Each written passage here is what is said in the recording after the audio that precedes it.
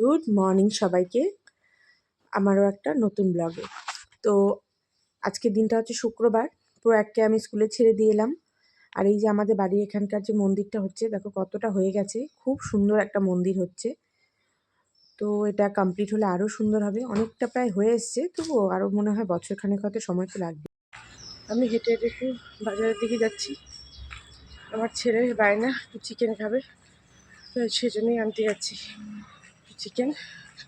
আর তাছাড়া তো জানি বাজার করতে খুব ভালোবাসি। আজকে সুযোগ পেয়েছি, সকাল সকাল ঘুম থেকে উঠে বেরোনো হয়েছে, তাই খুব চলে যাই। কালকে তো শনিবার, কালকে সেই আবার লেট করেই উঠবো, আবার সোমবার থেকে স্কুল। চলে এসেছি মোটামুটি বাজারের দিকে। চলো।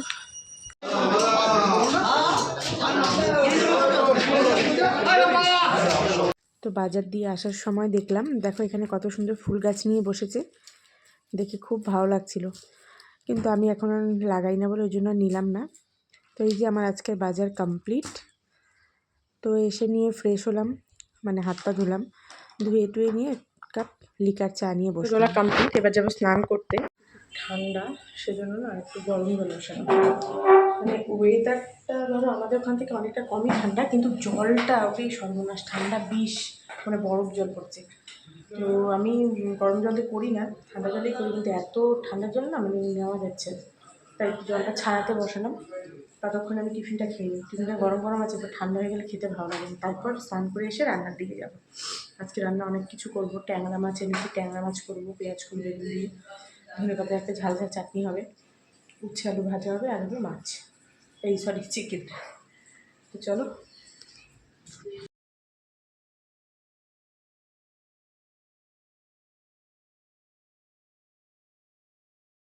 তো স্নান আমার কমপ্লিট হয়ে গেছে, এবার রান্না শুরু করব। সমস্ত কিছু কাটাকুটি করে রেখে গেছিলাম স্নানের আগে। তো দুপাশে এখানে চিকেন আর এখানে মাছটা বসিয়ে দিয়েছি। তার আগে দেখো মাছ ভাজা হয়ে গেছে, চিকেন ধুয়ে রেখেছি। আর এদিকে উচ্ছে আলু ভাজাও আমার কমপ্লিট। আর এটা ধনেপাতার চাটনি। চাটনিটা আজকে একটা অন্য রেসিপি করেছি, বেশ ভালো হয়েছে খেতে। সেজন্য দেখো টেক্সচারটাও না আজকে অন্যরকম এসছে। এখানে চিকেন কষিয়ে নিচ্ছিলাম, আর এখানে যে আলু বেগুন পেঁয়াজকুলি দিয়ে মাছ হবে, ট্যাংরা মাছটা একটু ভেজে নিয়ে ফ্রাই করেছিলাম রসুন লঙ্কা সব কিছু দিয়ে, যেমনটা ওই বাংলাদেশি চ্যানেলগুলোতে দেখায় ওরা ভর্তা করে সেভাবে।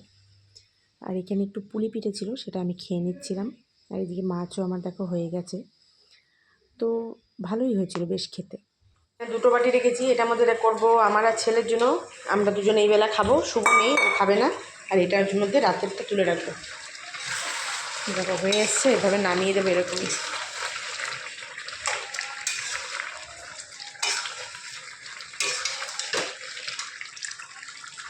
রান্না বান্না সেরে নিয়ে রান্নাঘর ক্লিন করলাম, তারপরে যে চলে গেছিলাম ছেলেকে আনতে। ওদের স্কুলে আজকে এক্সাম ছিল, তার সাথে স্পোর্টসও ছিল।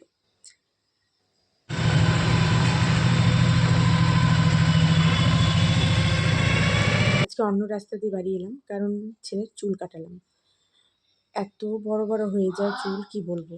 আমাদের চুল এত সাধ্য সাধনা করেও মানে এত তাড়াতাড়ি বড় হয় না, এর দুদিন পর পর বড় হয়ে যায়, আর দেখতে ভীষণ বাজে লাগে। তো সেই জন্য চুলটাকে আজকে কেটে নিলাম, শুক্রবার ছিল। তো এসে নিয়ে ওকে স্নান করালাম, তারপর বসে গেছিলাম আমি আর ছেলে খেতে। বাবা মায়ের খাওয়া হয়ে গেছে। তো এই যে ভাত ধনেপাতা চাটনি উচ্ছে আলু ভাজা মাছ আর চিকেন দিয়ে আমাদের খাওয়া হচ্ছিল।